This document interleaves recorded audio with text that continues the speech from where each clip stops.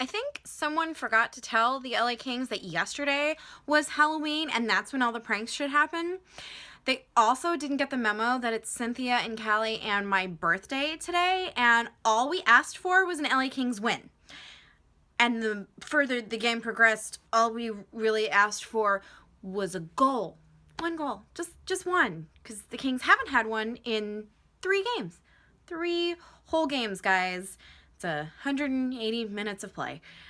No 0-0 scoring. The only time that's ever happened before was in the 1968-1969 LA Kings team. So if that gives you any indication of just how far the Kings have fallen in recent times. So Andreeff was out last game, which, let's face it, Andreeff was not going to make the difference in today's game. But that does rack our list of injuries up to Quick, Zatkoff, oh my gosh, I'm totally blanking on, I want to say Gilby, because I had a friend in college whose name was Gilby. Gabrick is out. McNabb is out. Andreeff is out. That's at least 5 LA Kings players that are not with us at the time. But that still leaves us with Kopitar, Carter, Toffoli, Pearson, Doughty, I mean, any one of these key players could have scored tonight. Dustin Brown! Oh my God, I want to defend him so badly, except tonight he could not buy a goal. Within the first 2 minutes of the game, the Kings should have scored twice on huge, fat, juicy rebounds I could have scored on that Gibson gave up. And Dustin Brown had the first one. I don't remember who didn't get the second one. Probably Clifford or Lewis. But it was just like we could not buy a goal to save our lives tonight. And for the first period, that kind of seemed okay.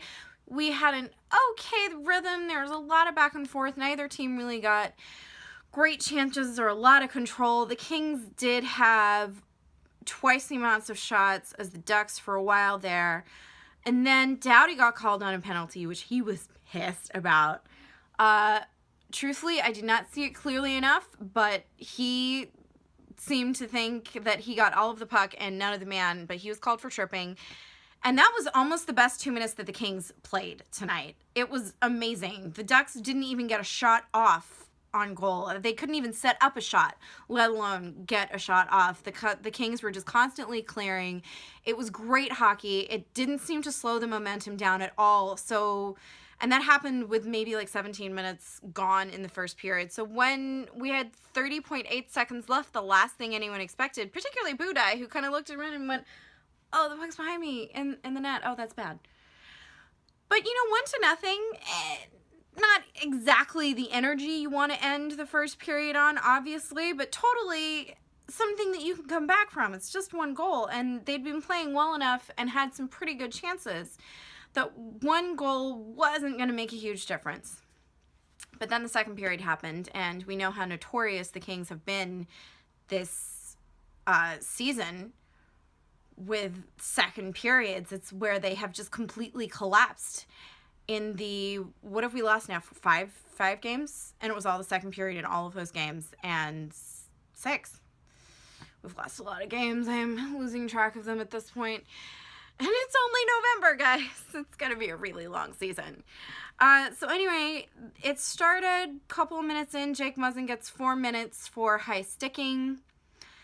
And let's just say that the Ducks player made that convincing. It was, wow. I didn't see any blood. The guy looked fine, but he sold that penalty so well. And so Muzzin's in the box for what should be 4 minutes, but only actually ends up being about like 2 and a bit, because a minute 20 something, minute 40 something into the first penalty, they score. And then so the penalty resets to 2 more minutes, and about 31 seconds into that, they scored again. And suddenly, less than 4 minutes into the second period, the Kings are down 3-0. And it just like that, suddenly it's a hopeless mountain to climb. And especially considering that in the game against St. Louis and the game against Chicago, they hadn't scored a goal at all. And Chicago, I mean, I kind of expected that game to be terrible. We were on the second night of a back-to-back road trip, and Chicago's a pretty tough team, so whatever. But still, not good. Not good at all. So we're down 3-0. Clifford, oh my God, Clifford had gotten into 2 fights already in the first period. The first one was within 5 minutes, and the second one was in the last, 3 minutes of the second period. So Clifford can't fight anymore, because 3 fights and you're out of the game. So that leaves kind of everybody else to do that in the third period. Oh wait, they scored another goal at the end of the second period that I haven't even gotten to yet, and it was it just deflated everything. Budaj was leaning this way to his right, completely so far extended. The play wraps around the back, and it deflects off Martinez's skate into the completely wide open net that Budaj has left. And while they didn't take him out then, it was clear he was done for the evening. Third period starts up, and sure enough, Jack Campbell makes his LA Kings debut in nets. He did great. Technically, Campbell pitched a shutout, so his stats are great, except for the fact that we had already lost the game at that point. There was one play I specifically remember because it was Brown again, where he was teed up in front of he was completely, the lane was clear, the shot was there, and if he hadn't hesitated, it would have been a goal. But I don't know what he was waiting for. He just took that extra second to kind of really get his stick up in the air and whack it, and by then he gave the goaltender time, Gibson, to stop and actually get in position. Was he waiting for him to get in position so he could, so frustrating.